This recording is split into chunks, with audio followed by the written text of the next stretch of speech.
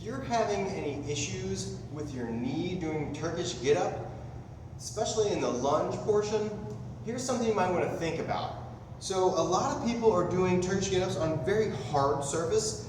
If that is problematic for you, maybe you want to do it on a light foam pad, like a gym pad or something like that. Or I think we really need to focus on first the mechanics of this. So if you've had a history of knee issues, maybe in this really tight flexed position, so when you extend right here, maybe you've had cartilage issues, maybe I've had a meniscus tear. Something you do is think about on your Turkish get-up, especially on the lunge, is making sure that you're doing reverse. So I'm stepping back.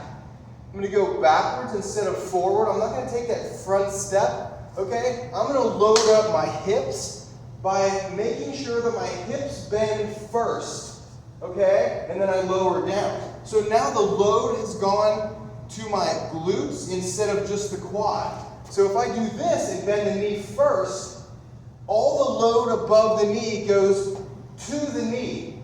Now if I bend the hips first and step back, like a reverse lunge, then I put most of that weight above into the hips and glutes first.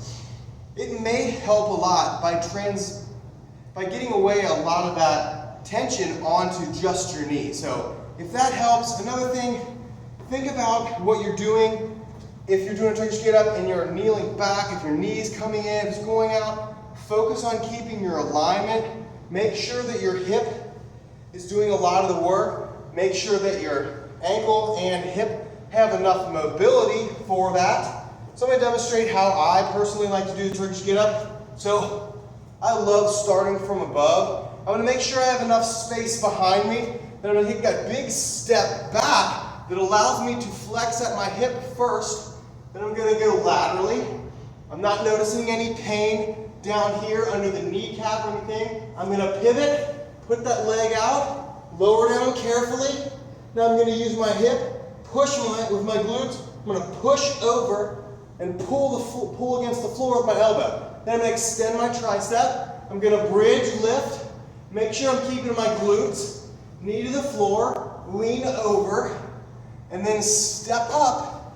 And notice how I step up. I'm basically pushing the heel down. Okay, so I'm not trying to push my knee that way. I'm not trying to extend with my quad.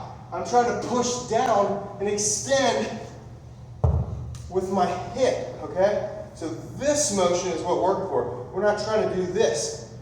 So think about that. If you've had any knee issues, personally, unless you have some ligament issues or cartilage damage, I like to do it. I don't feel any pain by kneeling. If it's really hard surface, you might not like that. Like I said, use one of those smaller pads or something like that.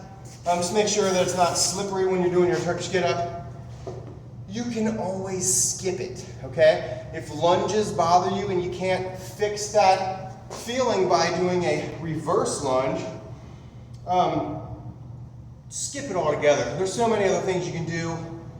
Turkish get-up is just a sequence of movements, okay? So you can cut out the parts that don't fit for you and skip them. There's plenty of other things that we can do. Beauty about kettlebells is we can do so many other variants, variables, change that. That's why I love it, okay? So, like I said, I haven't had a meniscus repair from a long time ago, probably 2015 or so. Came back and have had personal records in kettlebell competitions after that surgery. So I'm doing even more than I did before that. So personally, I don't think there's any issues, but we're not the same. He and I, she and I, we're not the same. So you might want to just really focus on yourself and make sure that what you are doing feels best for you, not what somebody else doing on the internet or on a paper, or if I'm your coach or somebody else. Make sure that communication stays open and you're conveying your thoughts about your movement, okay?